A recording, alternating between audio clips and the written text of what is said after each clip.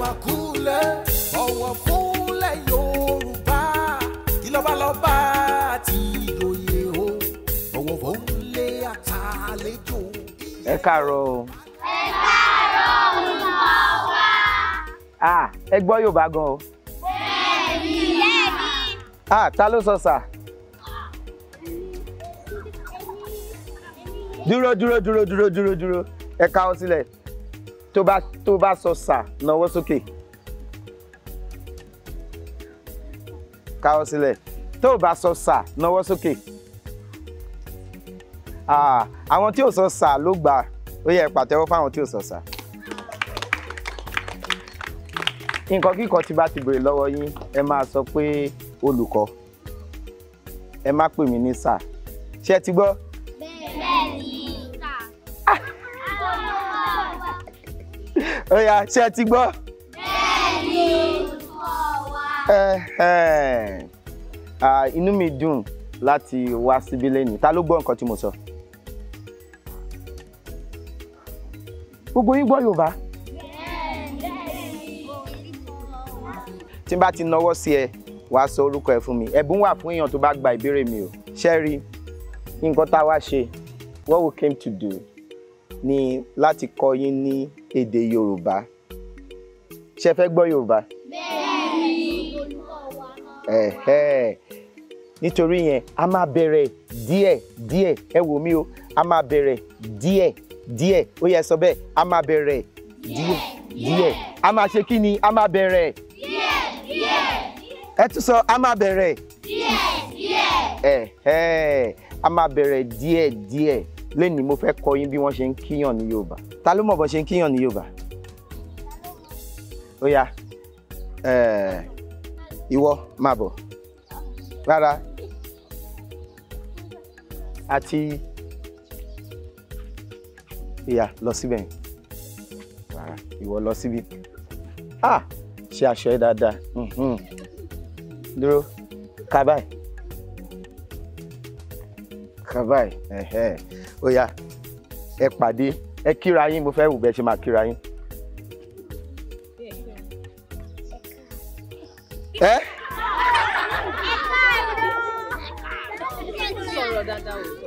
Sọ̀rọ̀ sókè. Ẹ káàárọ̀. Èèyàn tó ń kí leléyìí. Ẹ káàárọ̀. Ẹ pàtẹ́wọ́ fún wọn.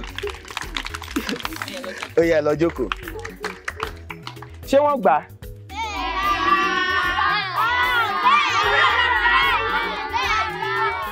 Tọ́ bá gbà, nawọ́ sókè. Ó yá, káwọ́ sílẹ̀. Tọ́ bá gbà, nawọ́ sókè. Ó yá, máa bọ̀. Àti wọ́dọ̀. Máa bọ̀. Mitchell.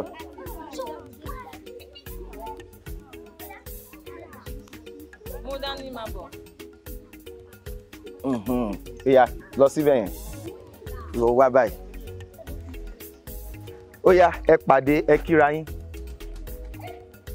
Ẹ káàárọ̀. Ṣé wọ́n gbà?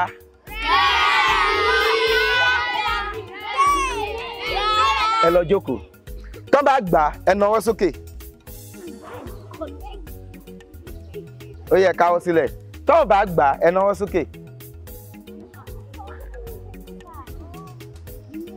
Ó dáa. Máa wá kọ́ yín báyìí bẹ́ẹ̀ ṣe bá ṣe ń kíra wa ní èdè Yorùbá. Ká tó sọ bá ṣe ń kíra wa. Ìgbà wo la máa ń kíra wa? A máa ń kíra wa ní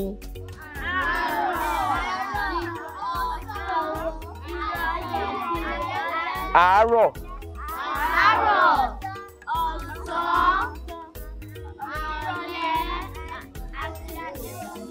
Ọ̀sán. Ìrọ̀lẹ́. Alẹ́. Báwo la ṣe ń kíra wa ní àárọ̀? Ẹ káàárọ̀. Ẹ káàárọ̀ yẹn ta ló ń kí tó bá kí ẹ tó bá sọ ẹ káàárọ̀ ta ló ń kí tó bá kíyàn ní ẹ káàárọ̀? Ta ni? Àgbàlagbà. àgbàlagbà àbí àwọn èèyàn tó pọ̀. Older person or a group of people ni wàá kí ní ẹ káàárọ̀. Older person or a group of people ni wàá kí ní ẹ káàárọ̀. Older person or a group of people ni wàá kí ní ẹ káàárọ̀.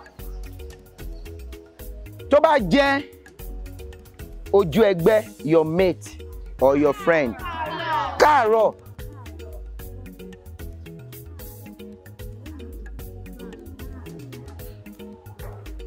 Káàárọ̀.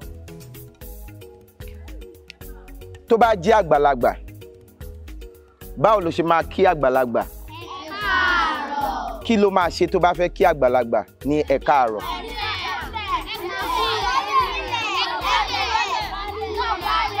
Ọkùnrin máa ṣe kí ni? Obìnrin máa ṣe kí ni? Ó yẹ pàtẹ́wọ́ fúnra yín. Lẹ́ẹ̀kan, àwọn méjì wọ́n wá síbí, wọ́n dọ̀bálẹ̀, wọ́n kúnlẹ̀ fúnra wọn. Ṣé ó dáa? Kí nìdí? Ọkùnrin ò lè kúnlẹ̀. Ṣé ìdí nìyẹn? Ah! Kí nìdí?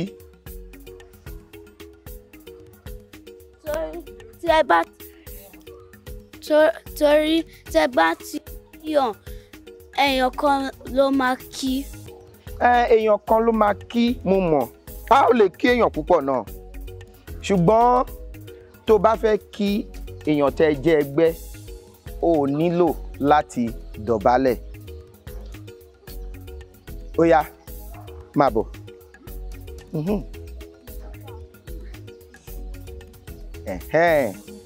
Àti ìwọ náà máa bọ̀.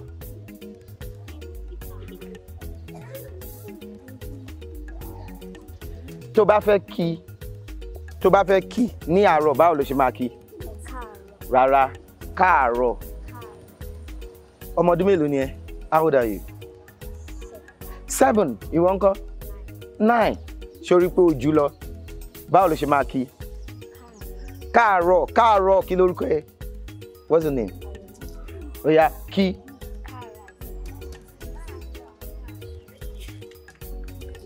Báwo ló ṣe máa kí? Kí lórúkọ ẹ? Testimony. Báwo ló ṣe máa kí? Ó yá, ẹ pàtẹ́wọ́ fún wọn. Ó yá, kọjú sẹ́ni tó wà lẹ́gbẹ̀ẹ́ kí ní èdè Yorùbá pé káàárọ̀.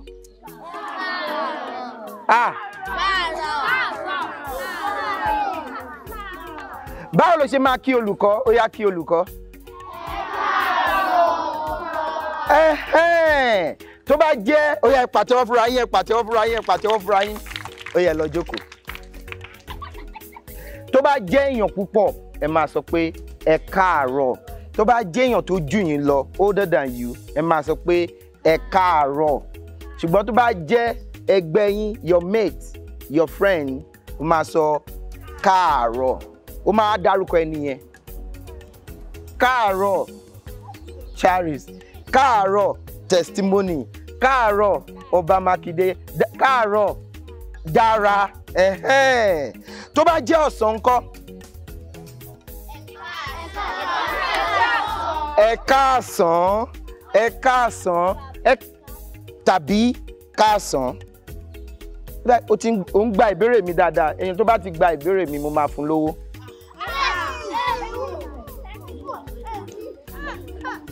Tó bá jẹ́ àgbàlagbà, ẹ máa sọ ẹ káàsán, ẹ káàsán. Kí lẹ wá máa ṣe? Tó bá jẹ́ ọkùnrin ni ẹ, ó máa ṣe kí ni? Tó bá jẹ́ obìnrin ni ẹ, ó máa ṣe kí ni? Ẹ pàtẹ́wọ́ fúnra yín. Tó bá jẹ́ ìrọ̀lẹ́ ńkọ́?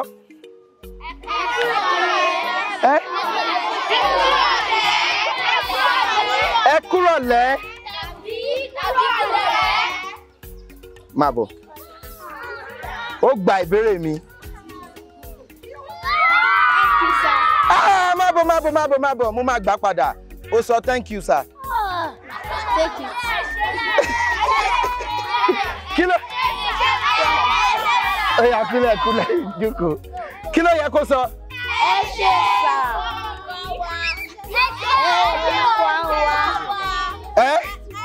Ẹ ṣé olùkọ́ wa. Lórí ìdúró.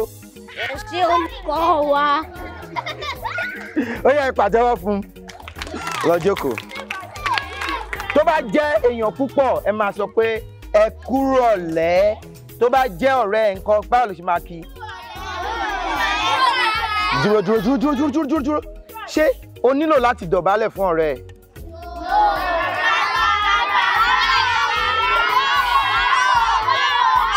Ó ti dáa. Ṣùgbọ́n tó bá jẹ́ èèyàn tó jù ẹ lọ, kí ló máa ṣe?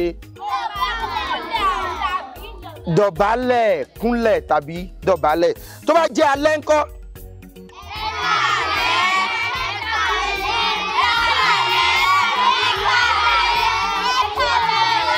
Óyá, nsù. Ẹ káalẹ́ àbí káalẹ́. Tó bá jẹ́ àgbàlagbà, kí ló máa ṣe? Tó bá jẹ́ ọ̀rẹ́ ẹ̀ ńkọ́? Óyá, ẹ ní sùúrù. Báwo ló ṣe máa wá sọ pé tó bá fẹ́ kí ẹni yẹn ní good night?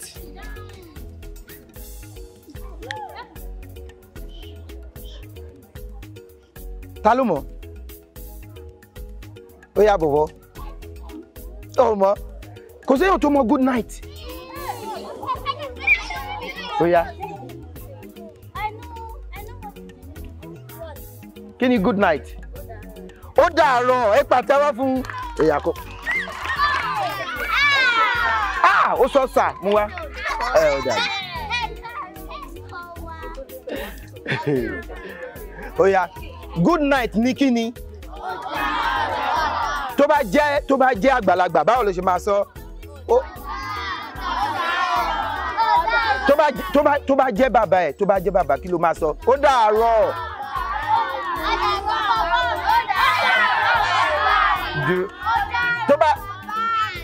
Tó bá jẹ́ ìyá ẹ̀ ńkọ́?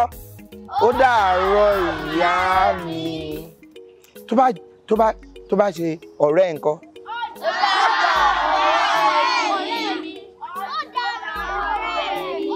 Kí wá ní goodbye?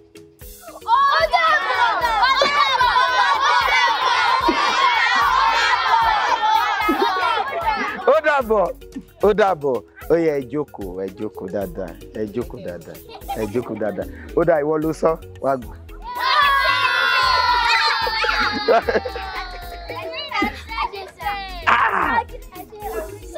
Ó yá jókòó. Ó yá. Báwo la ṣe wá ń kíra wa dáadáa? Nǹkan tá a máa fi ń bẹ̀rẹ̀ ní kíni? Báwo ni?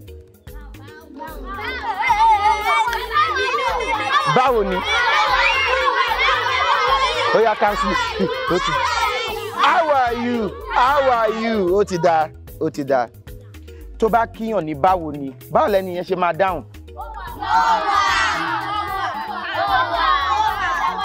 O lè sọ pé mo wà. Kí ló tún lè sọ? O lè sọ mo wà dáadáa. Mo wà dáadáa. Kí ló tún lè sọ? Mo ṣe dáadáa.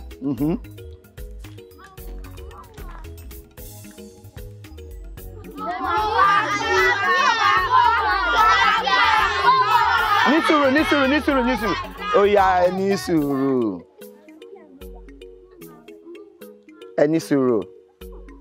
Ẹ lè sọ, tí bá ní báwo ni, ó lè ní dáadáa ni, àbí? Bẹ́ẹ̀ni olùkọ́ wa. Dáadáa ni. O tún lè sọ pé dáadáa ni mo wà pa. Mo ń ṣe dáadáa.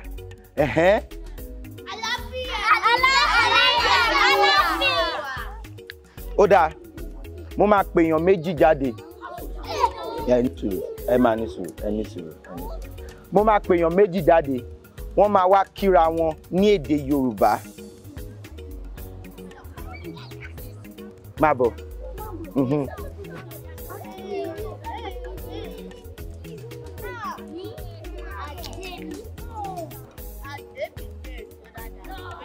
Oya. Oya. Lọ sún sẹ́yìn. Oya, ẹ kíra yín. Dúró, oya. Má wò mí. Kí la wà yìí? Àárọ̀, oya. Ẹ káàárọ̀. Ní sùúrù. Ọ̀rẹ́ ni yín, ẹ kíra yín bí ọ̀rẹ́.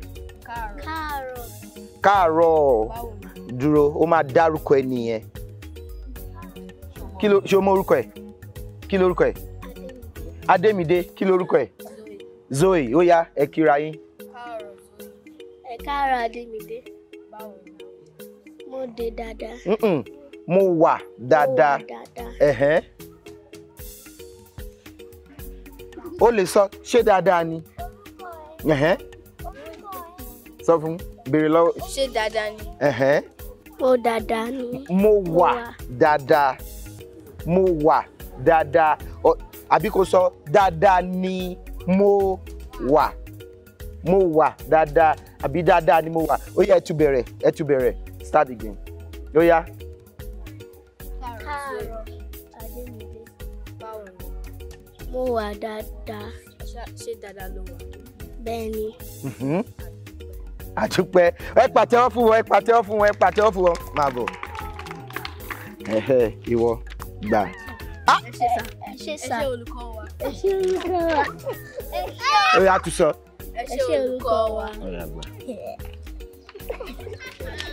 Ẹ pàtẹ́wọ́ fún wọn. Báwo ló ṣe máa sọ it's been a while ní Yorùbá? Máa bọ̀.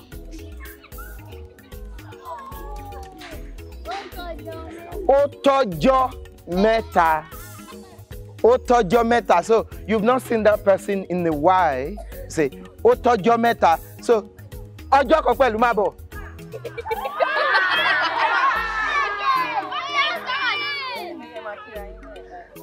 Ó tọ́jọ́ mẹ́ta. Then the response is ó tọ́jọ́ mẹ́ta. Ó tọ́jọ́ mẹ́ta. All right, so let's create beat with it. Ó tọ́jọ́ mẹ́ta. Ọjọ́ kan pẹ̀lú. Ó tọ́jọ́ mẹ́ta.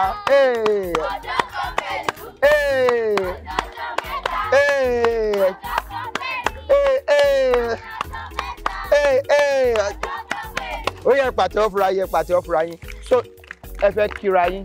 You're going to greet each other and you're going to infuse ó tọ́jọ́ mẹ́ta in it. Ó yá, láti bẹ̀rẹ̀. Káàárọ̀ Adémídé. Báwo ni? Mo wà pa. Ṣé dáadáa ló wà? Bẹ́ẹ̀ ni. Ọjọ́ mẹ́ta kọjá. Ibo lọ́jọ́ mẹ́ta kọjá lọ. Dúró. Báwo ló ṣe máa sọ what about you? What about you? Ìwọ ńkọ́?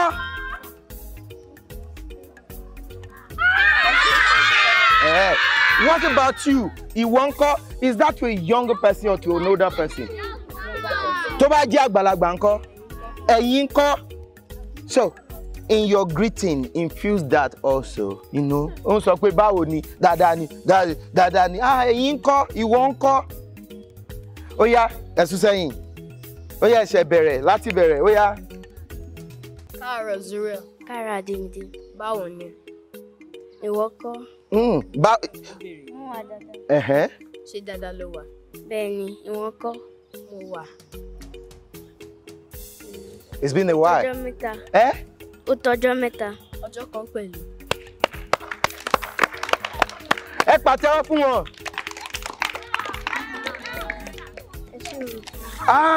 Ṣé bó ṣe ó kí mi dáadáa? Ẹ ṣé olùkọ́ wa. Ó tún kí mi dáadáa. Ẹ ṣé olùkọ́.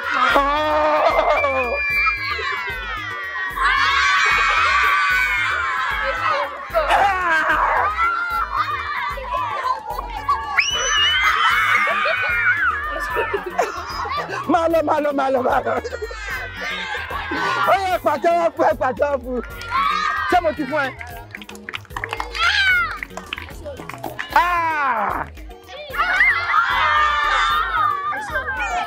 Máa lọ.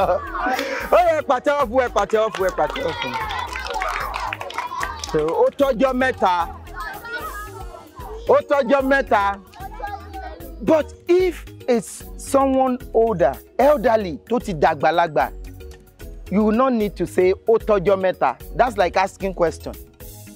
You just say ẹ kú ọjọ́ mẹ́ta. Ṣó yé yín? Ẹ kàn máa sọ pé ẹ kú ọjọ́ mẹ́ta because it's someone older, elderly. Ẹ nílò láti sọ pé ó tọ́jọ́ mẹ́ta. Ṣó yé yín? Báyìí bẹ́ẹ̀ wá. Ìwọ ni màmá. Má bọ̀.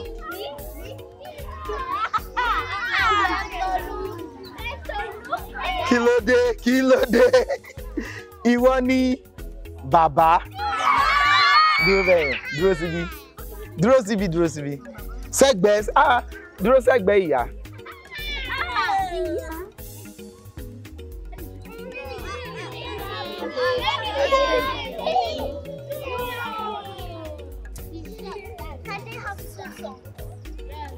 Ìwọ ni ọmọbìnrin.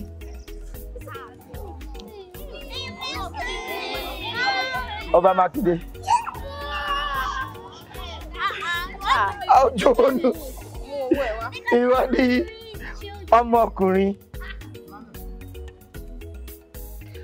Àárọ̀, a wà ní àárọ̀, we are in the morning. Oya, dúró. Oya, greet your parent.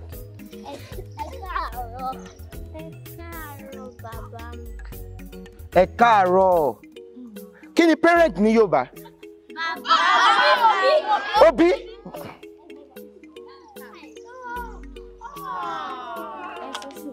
Ẹ ṣé olùkọ́ wa. Ó sọ pé ẹ ṣé sà. Olùkọ́ wa. Ẹ ṣé olùkọ́ wa. Oya, ẹ káàárọ̀ bàbá mi, ẹ káàárọ̀ ìyá mi, if his parent, ẹ káàárọ̀ òbí mi. Oya, ẹ kí òbí yín. Ẹ káàárọ̀ òbí mi. So that's how you're going to stand.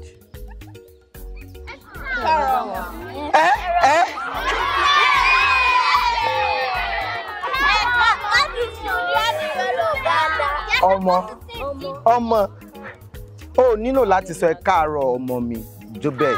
Káàárọ̀ ọmọ mi, káàárọ̀ Ọba Mákindé, káàárọ̀ kí lórúkọ ẹ? Káàárọ̀ Ore. Ṣó yé yín? Ó yá, ẹ kí òbí yín. Ẹ káàárọ̀ òbí wa. Ẹ káàárọ̀ ọmọ mi. Ẹ̀yin ọmọ mi. Ó yá, ẹ tẹ̀síwájú, ṣé dáadáa ni? Béèrè, ṣé dáadáa ni? Ṣé dáadáa mi? Ṣé dáadáa ni? Dáadáa mi. Wá. So ṣé dáadáa ni? Ṣé dáadáa mi? Ní. Ṣé dáadáa ni? Ṣé dáadáa ni? So what will be your response? Dáadáa ni. Ṣé dáadáa ni? Say it. Dáadáa. Ṣé dáadáa ni? Then your response. Dáadáa ni. Great. Ó yá, ẹ pàtẹ́wọ́ fún wọn. Olùkọ́. Ẹ ṣé olùkọ́.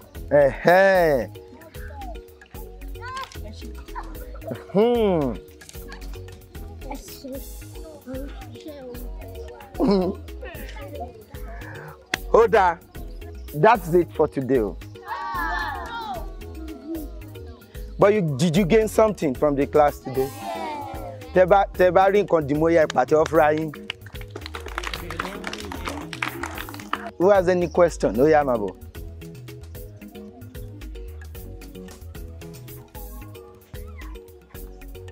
Is it a must for us not to greet our parents the same way we greet our friends? She asked, is it a must for us to greet our parents? No, To not greet our parents. the same way how we greet our friends. So should you greet your parents the same way you greet your friends? Why? Is it a must for us to greet our parents, to not greet our parents the same way as we greet our friends? Yes, it's a must. It's a must. It's a must to greet your parents a different way. And people older than you. Because they are elders. So you want to greet your parents and say, "Káàárọ̀ bàbá mi." Right. So you should kneel down to greet your parent. You should kneel down to greet anyone older than you.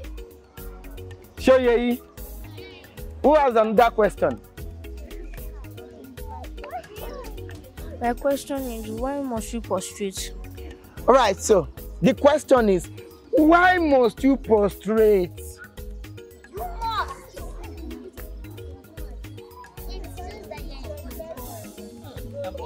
Mabo. Why must you prostrate? Because if you don't to an elder, it's disrespectful. If you don't to an elder, is disrespectful in Yoruba culture. Great. Oh yeah, Who has another answer? Who?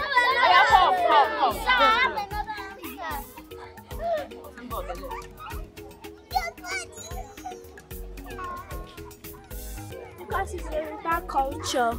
Torí bí Yoruba ṣe rí nìyẹn. Bí Yorùbá ṣe rí nìyẹn. Ah. Ẹ ṣé olùkọ́ mi. In Yoruba culture, rather than prostrating, is there another way to show a sign of respect? Okay, great. Right. He asked, in Yoruba culture, apart from prostrating to an elderly person, is there any other way that you show respect? Yes. And that's a good question. Are there other ways you show respect in Yoruba? Okay, tell me one. Say. You can either bow. You can bow. So the other ways are also in the way you portray it. So you show respect by the way you behave to people. Right. So, okay. Great. So yeah. She asked, what is Ṣé Àlàáfíà Lẹ́wà? So, Àlàáfíà, how are you doing? How are you feeling? Wait. Àlàáfíà is actually not a Yoruba word. No, it's Arabic. But it has so much crept into our culture. But it means peace. It means health, good health. So when you ask Ṣé Àlàáfíà Lẹ́wà, it means, are you good? Are you in good health? Are you fine? Right. So that is it. All right. So, if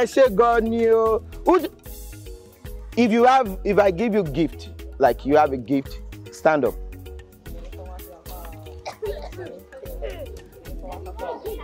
Come to this side.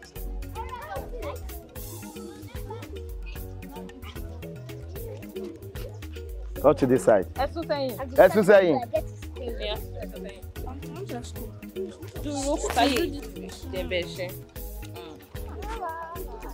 So if you don't have a gift, I'm going to give you. So everybody will have round. If you don't.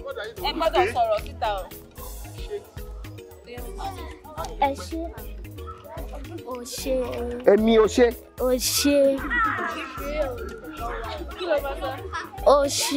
Ẹ ṣé. I just taught you that too. Ẹ ṣé.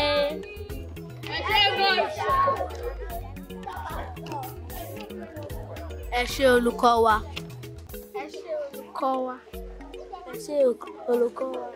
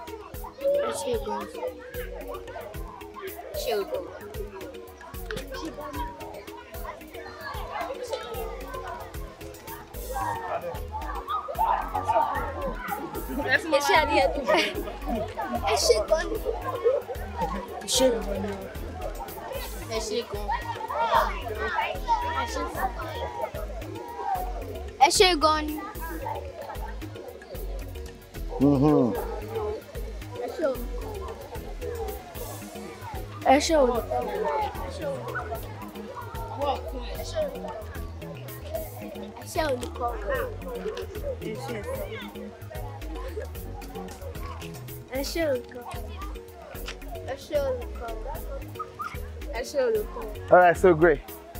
Ẹ ṣé gan ni o, ẹ pàtẹ́wọ́ fúnra yín.